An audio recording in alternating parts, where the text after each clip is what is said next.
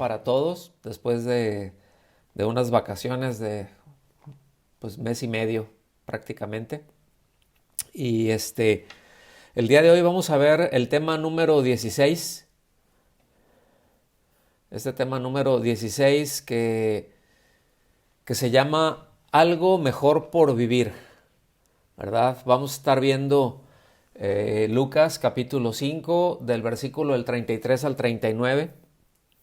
Y yo espero que esto nos ayude, que fortalezca nuestro ánimo al punto de que tengamos claro y presente de que, pues sí, efectivamente el Señor tiene algo para nosotros, algo mejor por vivir, ¿verdad? Que no nos quedemos atorados con cosas en el pasado. Pero bueno, eh, para los que están tomando notas, pueden ver ustedes los pasajes paralelos que están en Mateo capítulo 9. Es la misma instrucción, ¿verdad? O recomendación que damos continuamente, ir a los pasajes paralelos. Este mismo pasaje está en Mateo 9 del 14 al 17, al 18. Y en Marcos está en Marcos capítulo 2 del 18 al 22, 23 por ahí. Pero va a ser bueno que los lean con tiempo, que lo vean con detenimiento porque aportan mucha riqueza y como lo hemos visto, repito, en otras ocasiones, el ver los pasajes paralelos siempre nos van a dar un cuadro más completo. Ahorita van a ver un ejemplo de esto. Antes de continuar, me gustaría mucho aclarar desde ya este punto que aunque vamos a tocar el tema, este no es un estudio acerca del ayuno, ¿sí? Es decir, aquí hay de hecho todo se desarrolla en parte o partiendo de esa pregunta que le hacen al Señor, pero, pero no es un estudio acerca del ayuno, ¿verdad? Sino sencillamente vamos a ver el pasaje. El asunto es de que tengamos presentes que nos podemos perder de mucho de lo que Dios hace y de lo que quiere hacer en nosotros, de lo que quiere hacer con nosotros, de lo que quiere hacer a través de nosotros, si nuestro enfoque se centra en las formas, ¿sí? Y no en la esencia. Si no tenemos las motivaciones correctas, si no tenemos la claridad pues correcta, ¿verdad? El enfoque correcto de las cosas, porque lo cierto es de que en nuestro caminar con el Señor, déjenme ponerlo de esta manera, en nuestra vida de piedad, en nuestra vida piadosa, siempre podemos vivir haciendo cosas buenas, pero que son realmente como son las cosas externas. Podemos hacer cosas buenas, pero con motivaciones equivocadas, ¿sí? Por ejemplo, el hecho de orar en público, pues es algo bueno, pero si mi motivación es que todos me vean qué espiritual soy, aunque estoy haciendo algo bueno, la motivación no es la correcta, ¿verdad? Y así podríamos poner muchas cosas, pero este es el énfasis, esto es lo que el Señor quiere enseñar, que nos fijemos no en las formas, ¿verdad? Sino que estemos pendientes de los tiempos que estamos viviendo, pero también de las motivaciones con las que hacemos las cosas. Entonces, Lucas relaciona este pasaje que vamos a ver el día de hoy, tanto con el tema que vimos los dos inmediatos anteriores que están dentro básicamente dentro de la misma línea, pero lo ordena ahí, lo pone junto con el tema dentro, lo mete en la temática y lo pone también, lo ordena de una manera cronológica, ¿sí? Es decir, como que viene en orden.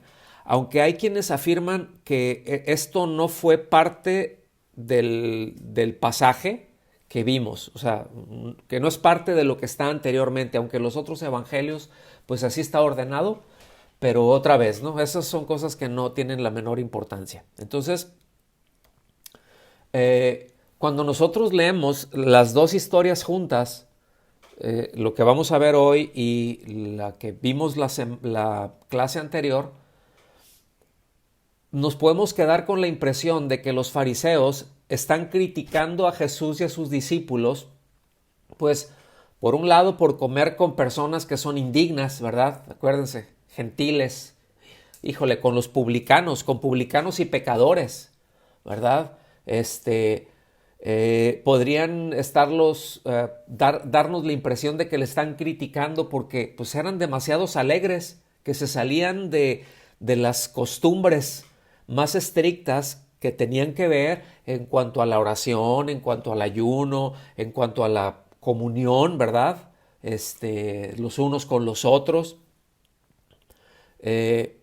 Los podrían estar acusando o darnos esa impresión como que eran muy mundanos, ¿sí? A ellos le estaban objetando ahí que pues que no hacían él ni sus discípulos como lo hacían los discípulos de Juan el Bautista y los discípulos de los fariseos, ¿verdad? De los escribas, de los fariseos.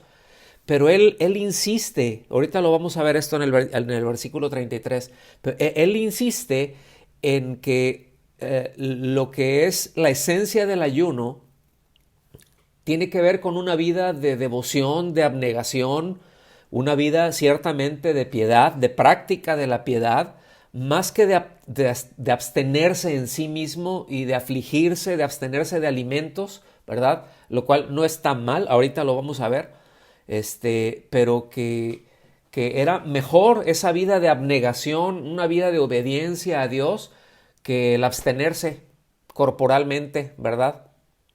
Que era mejor el hecho de practicar la misericordia que el sacrificio.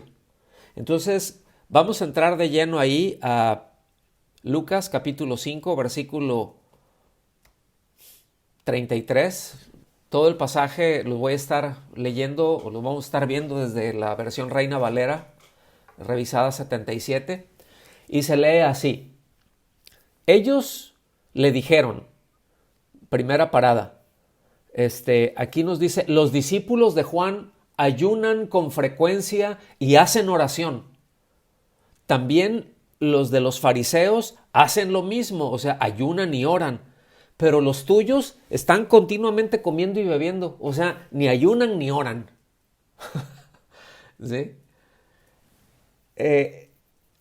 Importante en los pasajes paralelos, Mateo menciona que fueron los discípulos de Juan los que le hicieron esta observación, porque aquí nos podríamos preguntar, bueno, ¿quiénes fueron los que le dijeron?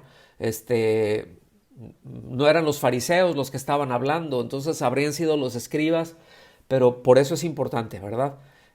Aquí, repito, Mateo nos aclara que son los discípulos de Juan los que le están preguntando. Entonces, lo que ellos querían oír eran las razones de por qué tanto el Señor Jesús como sus discípulos no practicaban el ayuno de la misma manera que ellos lo hacían.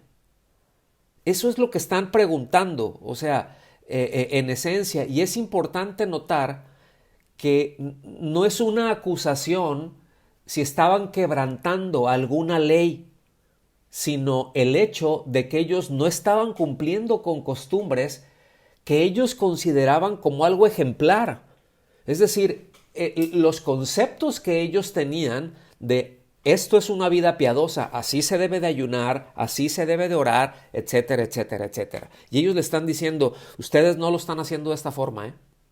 Entonces, no sé qué hay, por qué, pero explícanos por qué no lo hacen de la misma forma, ¿sí?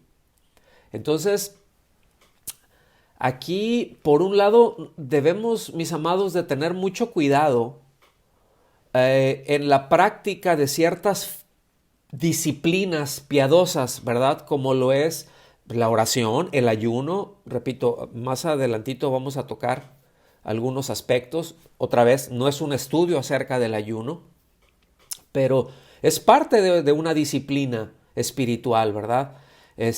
Y La oración, pues evidentemente, ¿no? La meditación de la lectura, el compartir el evangelio, es decir, cuando alabamos, cuando exaltamos al Señor, hay muchas cosas que son disciplinas espirituales, pero que debemos de tener mucho cuidado porque pueden saturar la vida de una persona de tal manera que la lleven a hacerse o a sentirse orgullosa de sí misma. ¿Ok? Es decir, híjole, qué espiritual soy. ¿Sí?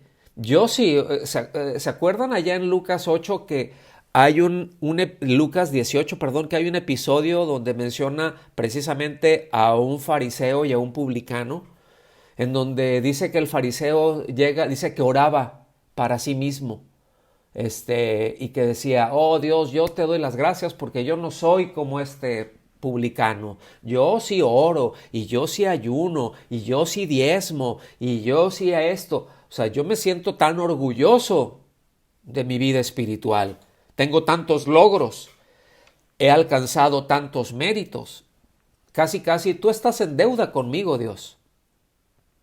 Y nos dice que mientras tanto el publicano estaba dándose golpes de pecho, ¿verdad? Que se golpeaba el pecho literalmente diciendo, ay, sé propicio, ten misericordia de mí, soy pecador y soy indigno y etcétera, etcétera, etcétera. ¿Ok? Entonces debemos de tener mucho cuidado y esto es algo que aquí el Señor está así como que sacando ya el foco rojo en cuanto a esto. Entonces es necesario también tener presente, mencionamos hace un momentito, la motivación adecuada para la práctica de cualquiera de estas disciplinas espirituales, ¿verdad? Sea el ayuno, sea la oración, sea el ofrendar, o llevar a cabo cualquier otro servicio mediante el cual expresamos nuestra devoción a Cristo, ¿verdad? Como ya lo vimos, estos ejemplos en el Sermón del Monte, ¿verdad? O en el Sermón de la Montaña. El Señor les habla acerca del ayuno, dice, pero no lo hagan como aquellos, ¿verdad? Que demudan su rostro y andan ahí como que, ay, cuál afligido estoy. Dice, no, ustedes peínense, sí, acicálense, que no se les note, no tienen que andar mostrando eso, ¿verdad? Lo mismo el dar, ¿verdad? El dar a los pobres. Dicen, no toquen trompeta, hombre. O sea, que no sepa su mano izquierda lo que da su mano derecha o viceversa, ¿verdad? O el orar. No hagan, no se paren ahí en las esquinas y así como que apantallar a medio mundo y que digan, no, qué tremendo. No, a solas. Entonces, porque en todo esto el Señor trata con las motivaciones del fondo, con las motivaciones de nuestro corazón, porque es ahí en donde Él tiene puesta su mirada. Es ahí la parte que está viendo. Efectivamente, Él ve las acciones y nosotros vemos las acciones de las personas. Él ve el corazón y las motivaciones de las personas, nosotros no. Entonces, somos nosotros los que tenemos que asegurarnos de eso, ¿verdad? Entonces, que todas las cosas que hagamos se den porque es una evidencia de que ha habido un cambio bien profundo en nuestro interior por parte de Dios. O sea, si vamos a orar, que lo que me motive a orar sea el exaltar, el expresar mi confianza en el Señor en este y en este y en este tema por el que estamos orando. Si voy a ayunar, pues lo mismo, ¿verdad? Si voy a dar, lo mismo. Asegurarme de que esas motivaciones se den porque ya hay un interior transformado, que no son cosas externas, porque desafortunadamente luego ahí nos centramos en las cosas externas. Es un riesgo que corremos también cuando educamos a nuestros hijos, ¿verdad? O un error. Solamente queremos que se porten bien, ¿verdad? Pero se nos olvida, como nos ha enseñado Rocío en otras ocasiones, ¿verdad? De ver el corazón de ellos, de llegar al corazón, de pastorearles pues el corazón. Entonces, ¿verdad? Que nos aseguremos de que no es un esfuerzo personal por cambiar las cosas de afuera, aunque sean buenas, ¿sí? Sino que la motivación que tengamos para hacerlo es lo que, como Dios es lo que va a estar viendo a fin de cuentas, pues eso es lo realmente importante. O sea, no es nada más, bueno, en mi corazón está otra parte, ¿no? En mi corazón, sí, yo me quedo aquí con esto, al cabo es que Dios sabe y Dios ve. Pues sí está viendo que hay una buena intención, pero también quiere ver la acción y que sea una acción perfectamente amarrada con la motivación. Espero que vayamos bien hasta aquí. Entonces seguimos, vamos al versículo que sigue, al 34. Entonces le hicieron la pregunta, ¿verdad? Pues las formas, en esencia. Dice, y Jesús les dijo, ¿acaso podéis hacer que los invitados a la boda ayunen mientras el novio está con ellos? ¿Sí? Una versión dice, ¿pueden obligar a los invitados de la boda a que ayunen mientras el novio está ahí con ellos? ¿Lo pueden hacer? Y el asunto es de que aquí el Señor siempre respondía a las preguntas que le hacían, ¿sí? Aunque fueran cosas muy básicas. En este caso, la respuesta la está expresando como una pregunta retórica, ¿sí? Fíjense, no les dijo, ¿por qué si los discípulos de Juan y los discípulos de los fariseos ayunan y oran y tú ni los tuyos ni una cosa ni la otra? ¿Sí? Él les pudo haber contestado, bueno, mira, lo importante es esto y esto y esto, pero fíjense cómo los lleva a meditar. ¿Acaso podéis hacer, o sea, que los invitados a la boda ayunan mientras el novio está con ellos? Es decir, al hacerles esta pregunta retórica, el sentido es de que cuando Él les está dando esta respuesta, no tengan más remedio que responderle afirmativamente. Es decir, como algo que no puede ocurrir. O sea, que la respuesta puedan decir ellos, pues no se puede, ¿verdad? O sea, que vayan en esa misma dirección. Entonces, la manera en la que le responde deja ver la imposibilidad de ayunar para sus discípulos en ese momento, porque en ese momento Él estaba con ellos. En ese momento su misma presencia les comunicaba paz, su misma presencia les comunicaba gozo, les comunicaba fuerza, su misma presencia les daba la seguridad de tener la bendición de Dios.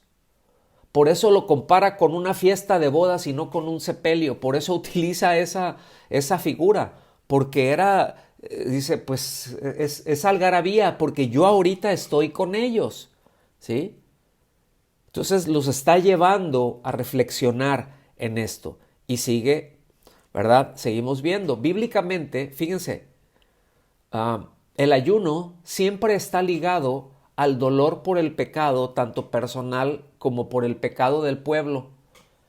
El ayuno nunca está puesto en la Biblia como un medio para obtener cosas de Dios, ¿sí? Ya que el ayuno no tiene ningún poder espiritual en sí mismo.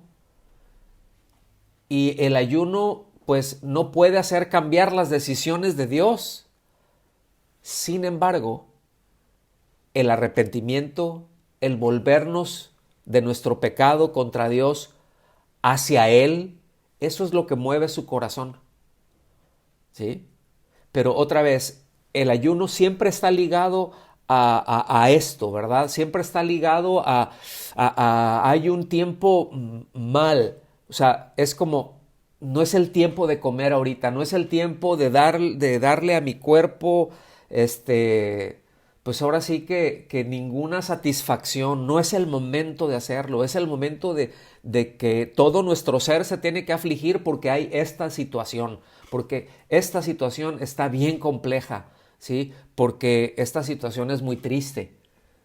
Entonces, repito, nunca, nunca, nunca, nunca lo debemos de considerar como algo, pues,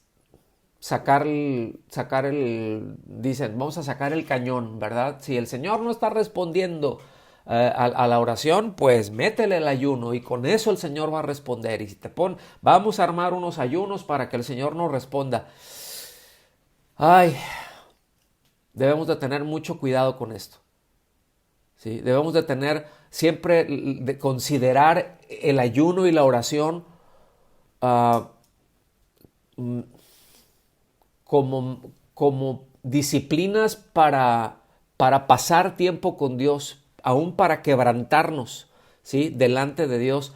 Nunca los debemos de considerar como medios que causan méritos para santificarnos mediante nuestros esfuerzos. Ajá. Nunca debemos de considerarlos así. Yo oro un montón. Otra vez, la referencia va a estar ahí en Lucas 18, ¿verdad? Sí, yo oro bastante. Dios casi está en deuda conmigo, ¿verdad? Y muchos sí oraban, hacían oraciones. Muchos sí, es cierto, ayunaban.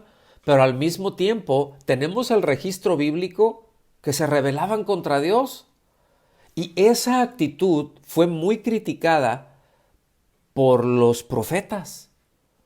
De hecho, hay prácticamente, por ejemplo, en Isaías, todo un capítulo que habla acerca de eso. ¿Sí? Vengan conmigo, en Jeremías capítulo 14, versículo 12, nada más anótenlo. Ahí trata acerca del asunto, ¿verdad? Pero vamos a ver Isaías 58, a partir del versículo 1. Lo vamos a leer todo parejito. Yo lo voy a leer desde la nueva, o lo tienen ahí en las láminas, desde la nueva versión internacional. Se lee así: grita con toda tu fuerza. Está diciendo el Señor a Isaías. Grita con toda tu fuerza. No te reprimas. Alza tu voz como trompeta. Denúnciale a mi pueblo sus rebeldías, sus pecados a los descendientes de Jacob. Porque, fíjense, día tras día me buscan y desean conocer mis caminos. Hasta ahí suena bien. Dice, como si fueran una nación que practicara la justicia. Como si fueran. O sea, hacen las cosas como que me están buscando, como que desean conocerme, como si fueran una nación que practicaran la justicia, como si no hubieran abandonado mis mandamientos. Fíjense.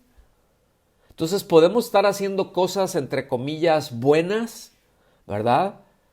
Pero con motivaciones que son terribles. Me piden decisiones justas, desean acercarse a mí.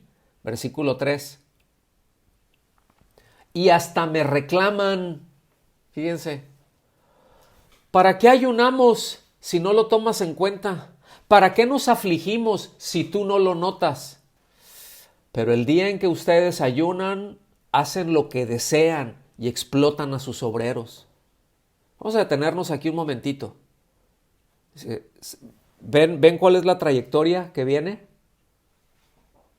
Llega al punto en donde me reclaman como si ustedes tuvieran algún mérito porque ayunan, como si tuvieran algún derecho, ¿verdad? Y como si yo estuviera obligado a hacer cualquier cosa que ustedes me piden con esa, pues con esa calidad, entre comillas, espiritual, ¿verdad? Como si nunca me hubieran abandonado, como si fueran gente justa. No, no, no. O sea, ustedes piensan que porque ayunan, porque dejan de comer, yo otra vez ya estoy en deuda, estoy obligado a hacer lo que piden y piensan que me pueden torcer el brazo. El asunto es que, mis amados, estas enseñanzas con esta línea, lamentablemente, está muy extendida. Sí, yo podría decir que si no el 100, el 99.9% de nosotros, luego hemos tenido esa referencia del ayuno como Vamos a ayunar, ¿verdad? Orar y a ayunar para que Dios conceda las cosas. Y aquí está diciendo claramente no es así, no tiene nada que ver con esto. Seguimos leyendo, versículo 4. Ustedes solo ayunan para pelear. Híjole, reñir y darse puñetazos a mansalva. O sea, está describiendo una situación social muy fea, una situación religiosa, político, social en la nación muy, muy fea, que se decían gente justa, que se decían nación que caminaban en los mandamientos, como si no lo hicieran. Si quieren que el cielo atienda sus ruegos, ayunen, pero no como ahora lo hacen. Ah, qué tremendo. Versículos 5 y 6. ¿Acaso el ayuno que he escogido es solo un día para que el hombre se mortifique? ¿Y solo para que incline su cabeza como junco, se ponga ropa de luto y se cubra de ceniza? ¿A eso llaman ustedes día de ayuno y el día aceptable al Señor? O sea, a eso ustedes le llaman ayunar y que eso que es algo que yo acepto. Versículo 6. El ayuno que he escogido. Fíjense, aquí son preguntas retóricas, porque aquí la respuesta es sí, sí, sí. ¿No es más bien romper las cadenas de injusticia y desatar las correas del yugo para poner en libertad a los oprimidos y romper toda atadura? O sea, y ellos, pues sí. Y dice, pues ustedes están haciendo lo contrario. Versículo 7 en adelante. ¿No es acaso el ayuno compartir tu pan con el hambriento y dar refugio a los pobres sin techo, vestir al desnudo y no dar la espalda a los tuyos? O sea, no se trata más bien de eso. Si así procedes, tu luz despuntará como la aurora y al instante llegará tu sanidad. Tu justicia te abrirá el camino y la gloria del Señor te seguirá. ¡Qué tremendo! Seguimos. Versículo 9. Llamarás y el Señor responderá. Pedirás ayuda y Él dirá, aquí estoy. Si desechas el yugo de opresión, el dedo acusador y la lengua maliciosa. Fíjense, está subrayando cuál era la actitud y las motivaciones, las cosas por las que hacían y el espíritu con el que le pedían al Señor. O sea, le pedían para seguir oprimiendo, le pedían y seguían acusando, ¿verdad? Y seguían mintiendo y chismeando y levantando falsos testimonios e injuriando, etcétera, etcétera, etcétera. Entonces, mis amados, debemos de tener entonces presente, tener muy, muy en claro que el ayuno no es una ordenanza. Se asume y se lleva a cabo, pero no se ordena. Es decir, en el Antiguo Testamento, de hecho, había un día para ayunar, que sí era parte del ayuno, que era el día de la expiación. Era el día en el que el sumo sacerdote entraba, ¿verdad?, al lugar santísimo, era el único día que el sumo sacerdote entraba ahí al lugar santísimo y entraba con la sangre, ¿verdad?, y esparcía sobre el arca, sobre el propiciatorio, para expiar los pecados de todo el pueblo. Y afuera estaba todo el pueblo, estaban evidentemente ayunando, estaban afligidos por su pecado. Ahora sí que por el pecado de todo un año. ¿Sí?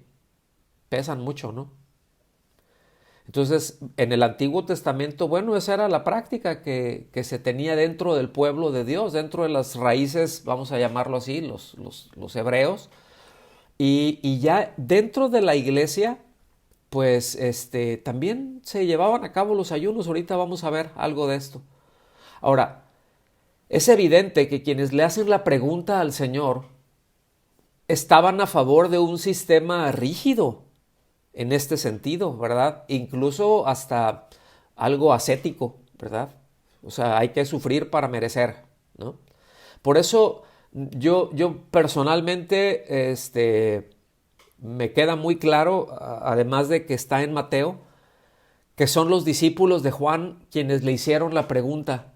Porque fíjense, el registro bíblico nos habla de cuál era la base de la alimentación de Juan, que eran langostas y miel silvestre. O sea, eran chapulines y miel silvestre. Por supuesto que comía otras cosas, pero tanto su comida como su forma de vestir, pues era bastante austera. ¿Sí? Y sus discípulos, bueno, pues además tiene toda la relación con el mensaje de Juan, que era para arrepentimiento, que estaba preparando el camino del Señor, ¿verdad? Ahora sí que pónganse bien, vuélvanse de sus malos caminos, vuélvanse, porque ya viene el enviado del Señor, ya viene en camino, vamos a ponernos bien, vamos a arrepentirnos. Y evidentemente esto trae aflicción, sí hay sí se compunge el corazón, ¿sí? Por nuestro pecado, debe de hacerlo, ¿no? Y llevarnos también a ese entendimiento, a un cambio de manera de pensar. Y bueno, repito, todo esto nos deja ver que quienes le están preguntando al Señor tenían que ver, ¿verdad? Y estaban, repito, a favor de algo así muy rígido, ¿no? De una forma muy, muy rígida. Lucas 5:35, ahí se me pasó a ponerle el 5, pero dicen, fíjense, días vendrán en que les será arrebatado el novio y entonces ayunarán en aquellos días. Días vendrán. Aquí hay un tema escatológico que los discípulos tenían presente aunque no lo entendían del todo, pero aquí de una manera velada el Señor ya estaba hablando de su muerte, el Señor ya estaba hablando de que iba a ir a la cruz.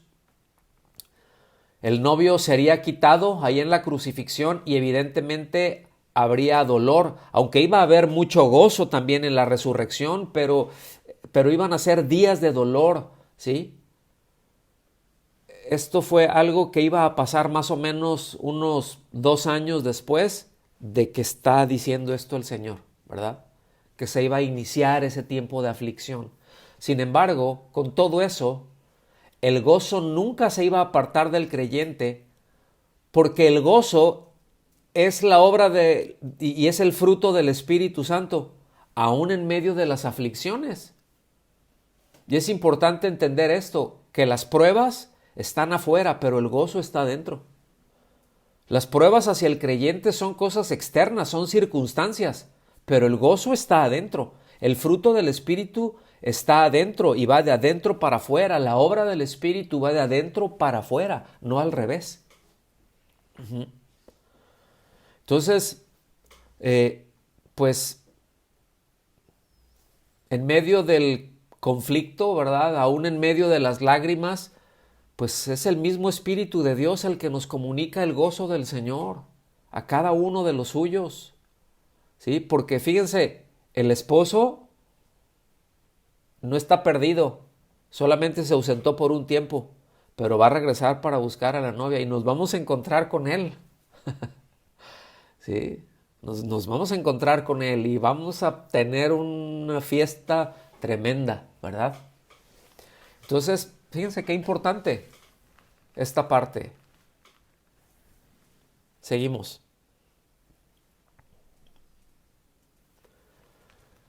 Sin duda, este anuncio de que el novio le será quitado, el versículo 35, incluye el tiempo de la iglesia, porque también la iglesia pasa tiempos complicados, ¿verdad? Y es el mismo Señor que dijo que en el mundo tendríamos aflicción, ahí en Juan, ¿verdad? Pero que confiáramos porque Él había vencido al mundo. Entonces, es evidente también que el ayuno era una práctica habitual en la iglesia primitiva, ¿sí? Que era una práctica de los mismos apóstoles. Y me atrevo a decir más por una convicción personal, pero no por una cuestión doctrinal, ¿sí? por una cuestión personal, era una práctica que ellos ubicaban. Muy bien, entonces, a partir de este punto, el Señor Jesús pasa a dos, vamos a decir, parábolas, ¿sí? O a una parábola doble, que a algunos dichos que eran probablemente muy conocidos en ese tiempo, ¿verdad? Los dos tienen que ver, fíjense bien lo que les voy a decir, con la incompatibilidad entre lo antiguo y lo nuevo, pero también con las consecuencias negativas de tratar de combinarlos, ¿sí? Vamos a ver qué es lo que está diciendo.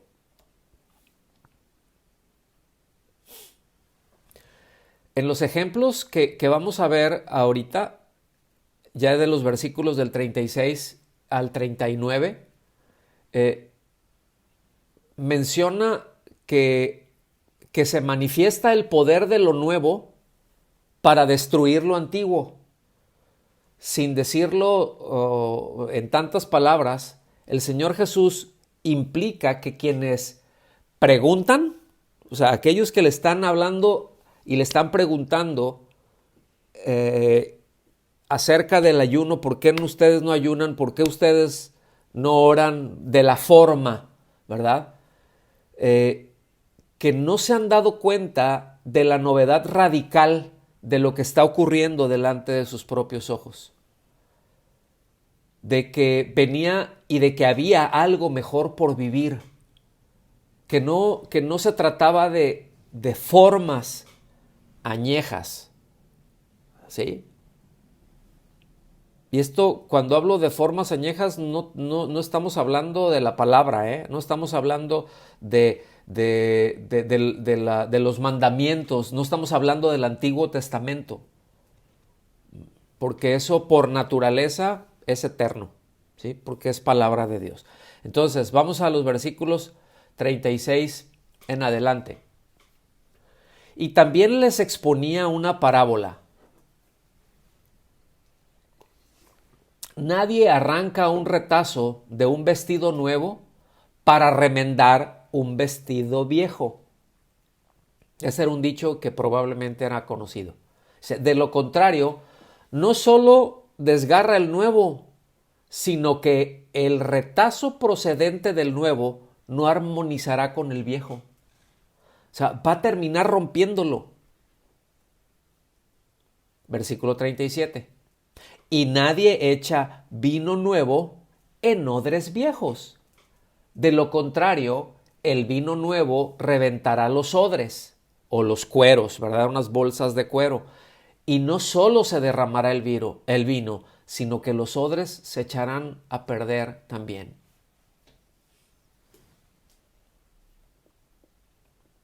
Versículos 38 y 39. Sino que el vino nuevo debe echarse en odres nuevos. Y lo uno y lo otro se conservan.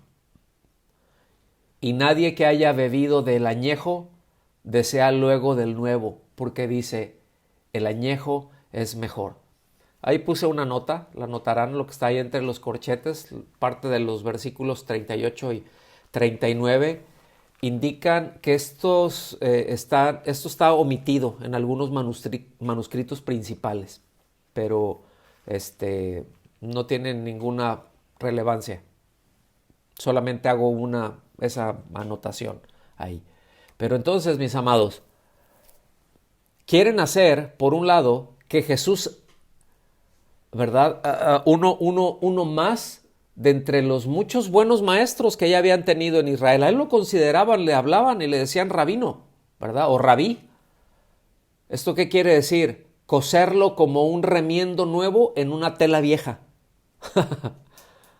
Entonces, esto no quiere decir que el Señor Jesús esté declarando que no haya conexión entre Él y la obra de Dios a través de las edades anteriores, ¿sí? O sea, que no haya esa conexión hasta su manifestación ya como el Verbo encarnado. Es decir, en otras palabras, no está diciendo aquello lo que los profetas dijeron ya es añejo, no. Aquello lo que los profetas dijeron eran cosas parciales, pero ya la totalidad está aquí, ya está presente, ya estamos por entrar en un nuevo pacto. Estaba anunciando este nuevo pacto. Dice, pero sí anuncia que Él no es un episodio más en la historia de las relaciones entre Dios e Israel. O sea, no es un profeta más, no es un maestro más que está trayendo un mensaje revolucionario, sino que Él es el novio, quien ha sido esperado por mucho tiempo, que Él es el novio prometido. Entonces, pues después ya sencillamente añadirle, ¿verdad?, al antiguo orden social, a las antiguas prácticas, a las antiguas expectativas religiosas que tendrían unas consecuencias desastrosas, ¿verdad?, de insertarlo a Él, de tratar de mezclarlo, ¿verdad?, como si se cosiera un remiendo nuevo en una tela vieja, como si se echara ese vino nuevo que se, pues no que se esponja, pero que se fermenta y que sí se expande, ¿verdad?, los gases, y que si es una bolsa de cuero, si es un odre viejo, pues ya dio lo que tenía que dar, pero un odre nuevo tiene la capacidad de expandirse, ¿sí? Escúchenme bien, porque la gracia de Dios, mis amados, no puede ser contenida por los esfuerzos humanos. La gracia de Dios no puede ser contenida por formas de hombres, no puede ser contenida, por muy antiguas que sean, por costumbres, por maneras, Y esto es muy, muy importante tenerlo presente. Vámonos para el final y para la conclusión. En todo esto aprendemos que Dios no se limita a nuestras formas y a nuestras propias expectativas, ¿sí?, para entonces Él dar un paso. Que es impresionante de cómo nos podemos aferrar a cosas que nos impidan disfrutar de Él, hermanos, ¿sí?, que nos podemos aferrar a ideas, a tradiciones, a religión, ¿sí?, a cualquier cantidad de cosas. Y esto lo podemos aplicar a distintas áreas de nuestra vida, no nada más a nuestro caminar en el Señor, que tiene que ver todo, por supuesto, pero muchas veces nos aferramos a cosas de antes, ¿verdad?, y nos podemos perder lo que el Señor está haciendo por estar desenfocados. Otra vez, yo lo encuentro, hoy meditaba, ni más ni menos, muy temprano en esto, ¿verdad?, de cómo nos podemos aferrar a cosas que dices, ya estás echando, hoy es hoy, ¿sí? Vamos a centrarnos en lo que Dios quiere hacer hoy. Y es cierto, aprendemos de cosas que hemos vivido, de cosas que han pasado, pero apliquemos también eso a nuestra vida. ¿Está bien? Pues vamos a orar y a darle gracias a Dios. Señor, queremos bendecir tu nombre y pedir tu ayuda en todo esto, Señor. Pedir tu ayuda en que abras nuestros ojos y nos sensibilices a poder darnos cuenta, Señor, de cosas que tenemos que soltar.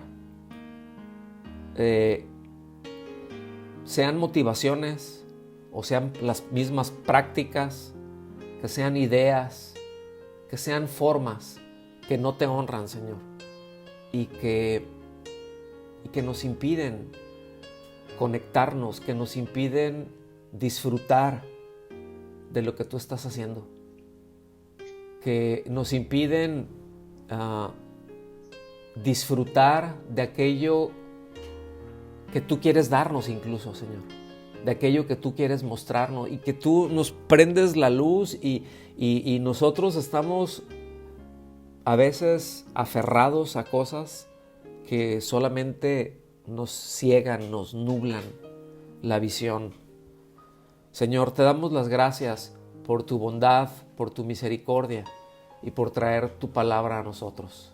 En el nombre de Jesús. Amén.